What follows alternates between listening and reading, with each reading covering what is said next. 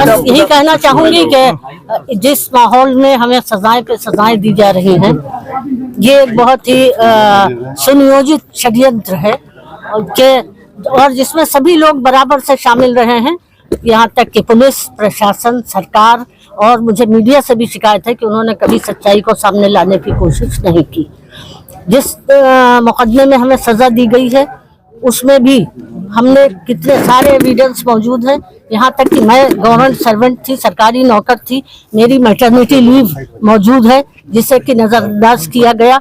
और इसके अलावा वीडियो एविडेंस भी है, फॉरेंसिक एविडेंस भी है, जिसमें 2 महीने का अब्दुल्ला 1990 में मेरी गोद में है। वो सब कोर्ट में दिखाए गए, मगर कोर्ट ने इन सब चीज़ों का कोई संज्ञान नहीं लिया।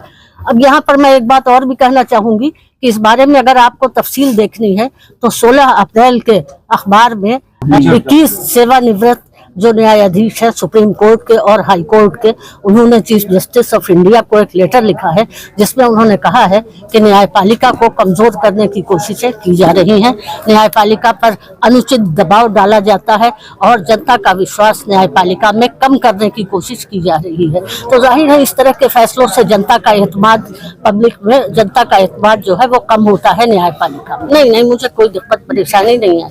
8 महीने जब इंसाफ ही नहीं मिला तो दिक्कतों का क्या है? कितनी दिक्कतें रास्ते में आए, हम तो लड़ ही रहे हैं। क्या कह सकते हैं, आरोप पर आरोप तय कर रहे हैं, लेकिन जब सच्चाई सामने आएगी तो इसमें कोई सच्चाई नहीं है। डोंगरपुर वाले जो मुकदमों में उन्हें सजाएं दी जा रही हैं, तो यह सरकारी जमीन खाली करवाना अगर अपराध है तो कोई बात नहीं है।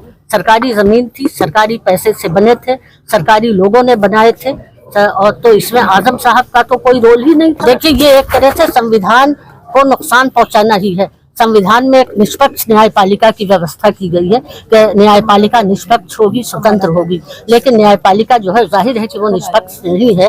न्यायपालिका पर अनुचित दबाव पड़ रहे हैं, न्यायपालिका दबावों के अधीन काम कर रही है। तो ये एक तरह से संविधान को ही कमजोर कर, न्यायपालिका कमजोर होगी तो हमारा संविधान भी कमजोर होगा।